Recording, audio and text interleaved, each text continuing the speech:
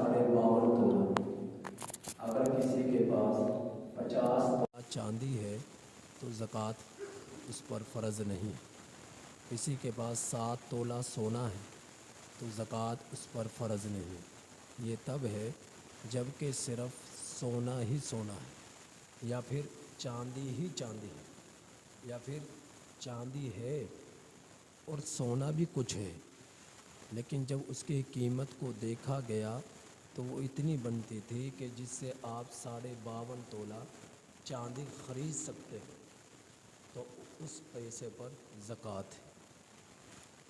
और 52.5 तोला चांदी की कीमत अब के ज़माने में तकरीबन 25 से 30 हज़ार, 25 हज़ार या 30 हज़ार से नीचे है। बस जिसके पास इतने पैसे हुए और उन पैसों पर साल गुज़र गया तो उस पर ज़कात फ़र्ज़ है। जिसके पास 25 से 30 हज़ार रुपये हुए और उस पर साल गुज़र गया तो उस पर ज़कात अदा करना फ़र्ज़ है, जिसके पास ये नकदी मौजूद है।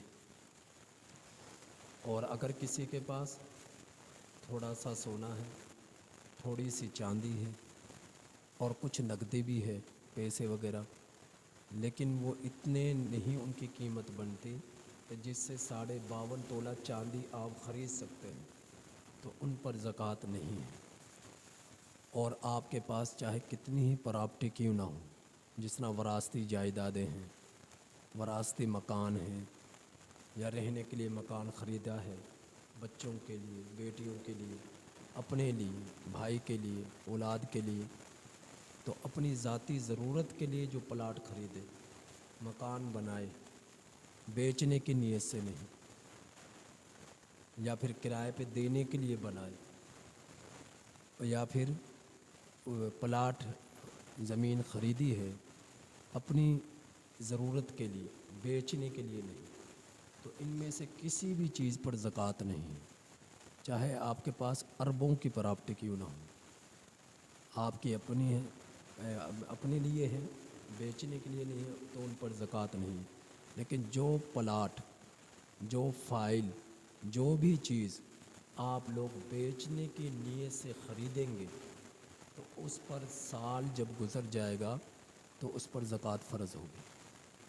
और जो मकान आप किराए पर देने के लिए ख़रीद रहे हैं उस पर ज़कात नहीं, लेकिन उससे मिलने वाली रकम जो इस पर साल गुज़र गया, वो रकम इतनी बनती थी कि जिस पर ज़कात फ़र्ज़ है, यानी कि 52.5 तोला चांदी उस रकम से आप ख़रीद सकते हैं, तो ये साहिब निसाब है।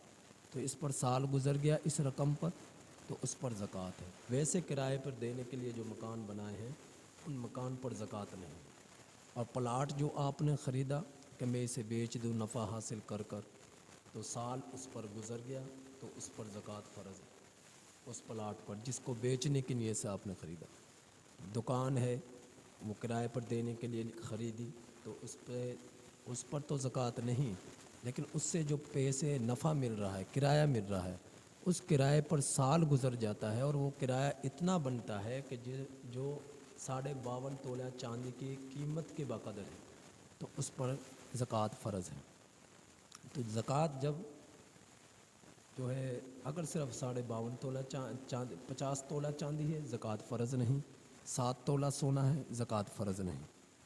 इन दोनों के साथ अगर नकदी है, जैसा कि मैंने पहले बतलाया, और इन 3 चीज़ें, नकदी यानी पैसे, सोना और चांदी, ये 3 चीज़ें हैं, और फिर इन 3 चीज़ों की कीमत मिलाकर ये अंदाज़ा लगाया गया कि 52.5 तोला चांदी ख़रीदी जा सकती है। इतनी कीमत, इतनी मिकदार में चांदी हम ख़रीद सकते हैं इतने पैसों में, और वो 52.5 तोला वो भी, तो ऐसे फिर इन पर ज़कात फ़र्ज़ है। अगर साल पूरा होने से पहले, साल जब पूरा हो गया तो साल जब आपने हिसाब लगाना शुरू किया, ज़कात आम तौर पर कमरी यानी चाँद के एतबार से, इस्लामी महीनों के एतबार से ही ज़कात अदा करनी चाहिए, बजाय एक अंग्रेज़ी महीनों से अदा करें। इस्लामी महीनों के एतबार से तो अदा करनी चाहिए। वैसे अगर दूसरे महीनों का हिसाब लगाकर भी ज़कात अदा करें तो अदा तो हो जाएगी, वो भी साल पूरा कहलाएगा, لیکن عام طور پر قمری کا حساب لگایا جاتا ہے، چاند کا حساب رکھا جاتا ہے۔ تو جب سال پورا ہو گیا تو آپ کے پاس مثال کے طور پر 2 لاکھ روپے تھے سال کے شروع میں، یہ سال کے شروع میں یعنی اس رمضان میں 2 لاکھ روپے ہیں، اگلے رمضان میں آپ کے پاس 2.5 لاکھ روپے، 3 لاکھ روپے، 4 لاکھ روپے، 5 لاکھ روپے ہو گئے۔ تو یہ صرف جو زکوٰۃ جب اس اگلے رمضان میں جو فرض ہوئی وہ 2 لاکھ پر نہیں ہوگی، وہ آپ کے پاس جتنی نقدی ہے 5 لاکھ، 6 لاکھ، 4 لاکھ، ان سب کا حساب لگا کر زکوٰۃ دینی پڑے گی، وہ سب اس میں شامل ہوں گے۔ یعنی یہ نہیں کہا جائے گا کہ میرے پاس سال کے شروع میں تو 2 لاکھ تھے تو لہٰذا اب ان پر سال گزر گیا تو ان 2 لاکھ سے ہی ادا کروں گا، نہیں، سال کے اختتام پر جتنی رقم ہوگی اس کو بھی اس میں شامل کر لیا جائے گا، پھر اس پر زکوٰۃ یعنی کہ اس کے حساب سے ادا کرنی پڑے گی۔ اور پھر زکوٰۃ جب فرض ہو جائے تو ضروری نہیں کہ اس زکوٰۃ کو ایک ہی مرتبہ آپ ادا کریں، اس زکوٰۃ کا ہر مہینے کا حساب رکھ لیں کہ مجھ پر اتنی زکوٰۃ فرض ہوتی ہے، ہر مہینے 2000 1000 زکوٰۃ کی نیت سے، نیت ضروری ہے، نیت کے بغیر آپ پہ زکوٰۃ ادا کریں گے آپ کی زکوٰۃ ادا نہیں ہوگی، نیت کرنا ضروری ہے۔ تو آپ ہر مہینے کے حساب سے رکھ لیں کہ جی 2000 1000 میں نے زکوٰۃ کی مد میں ادا کرنا ہے۔ دیکھیں، ایک ہے نفل، ایک ہے فرض۔ آپ فرض نماز پڑھتے ہیں، اس کے ساتھ سنن اور نوافل بھی ہیں۔ اگر آپ فرض کو چھوڑ دیں، سنت اور نوافل پڑھیں تو آپ بہت گناہ کبیرہ کا آپ نے مرتکب کیا ہے، آپ سے ذمے سے فرض اتر نہیں جائے گا۔ ہاں، اگر فرض آپ پڑھ لیں، سنت اور نوافل کو چھوڑ دیں تو سنت چھوڑنے کا گناہ تو ہوگا اور نوافل چھوڑنے کا گناہ بھی نہیں ہوگا، کیونکہ نافل کا معنی ہے زائد چیز، اضافی چیز، پڑھ لو تو ثواب، نہ پڑھو تو کوئی گناہ نہیں ہے۔ لیکن جس کو آخرت میں اپنے درجات اور نیکیاں بڑھانے کی فکر ہے وہ سنت اور نوافل کو چھوڑتا نہیں ہے۔ ہمارے ہاں تو رواج ہو گیا نا، سنت کو بھی چھوڑ دو، نوافل کو بھی چھوڑ دو، جبکہ ایک ایک سجدہ، ایک ایک رکعت ہمارے لیے انتہائی زیادہ قیمتی ہے۔ تو تھوڑا سا وقت ہوتا ہے نماز کے لیے تو یہ پڑھنی چاہیے۔ تو فرض فرض ہوتا ہے، سنت اور نوافل کی اہمیت فرض سے کم ہے، فرض کی زیادہ ہے۔ تو آپ نماز کو چھوڑ کر نوافل پڑھیں گے تو آپ نے اللہ کے ہاں تم مجرم ہو۔ اگر فرض کو پڑھ لو، نوافل کو نہ پڑھو تو گناہ کے، سنتوں کو نہ پڑھو تو پھر تو گناہ بھی ہوتا ہے، نوافل کو نہ پڑھو تو گناہ بھی نہیں ہے، لیکن جس کو حرص اور لالچ ہوتی ہے وہ نوافل کو بھی نہیں چھوڑتا کہ میں اللہ کا ہاں اپنا مقام زیادہ بڑھا لوں، پا لوں۔ تو بہرحال تو اسی طرح زکوٰۃ ہے، زکوٰۃ ہے فرض، آپ فرض کو تو ادا کریں نہیں اور نفلی صدقات دیتے پھرے، تو فرض کو چھوڑ کر نفلی صدقات آپ دیں تو یہ آپ کے نفلی صدقات دینے کی بنا پر فرض کا ذمہ آپ سے ختم نہیں ہو جائے گا۔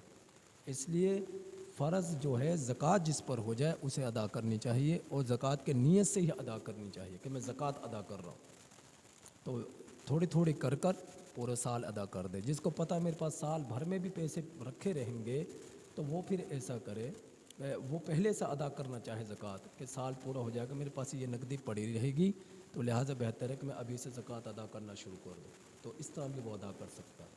اور اسی طرح جب سال پورا ہو گیا اس کے بعد دینا چاہتا ہے تو ضروری نہیں ایک ہی مرتبہ دے دے، تھوڑا تھوڑا کر کے دینا شروع کر دے تو اس سے بھی زکوٰۃ ادا ہو جاتی ہے۔ ایک ہی مرتبہ ادا کرنا یہ ضروری نہیں۔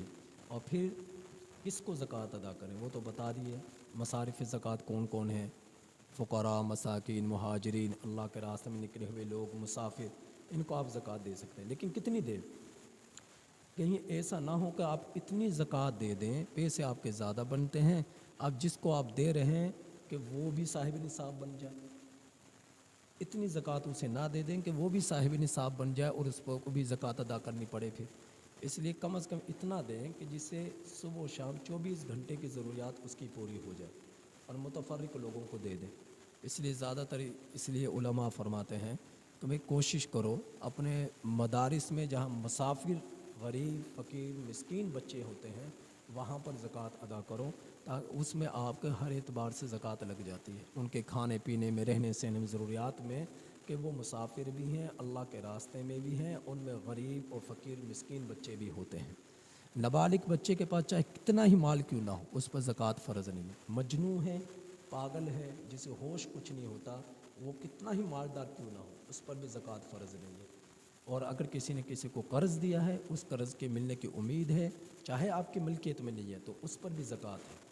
اور زکوٰۃ نہ آپ اپنے باپ کو دے سکتے ہیں، نہ اپنی والدہ کو دے سکتے ہیں، نہ دادا کو دے سکتے ہیں، نہ دادی کو دے سکتے ہیں، نہ بیٹے کو دے سکتے ہیں، نہ بیٹی کو دے سکتے ہیں، نہ پوتے کو دے سکتے ہیں، نہ پوتی کو دے سکتے ہیں، نہ نواسے کو، نہ نواسی کو، نہ بہن کو۔ ان میں سے کسی کو آپ زکوٰۃ نہیں دے سکتے۔ تو یہ کچھ مسائل ہیں، انشاءاللہ پھر اور مزید بیان کریں گے۔ اللہ تعالیٰ عمل کی توفیق نصیب فرمائے۔ الحمدللہ۔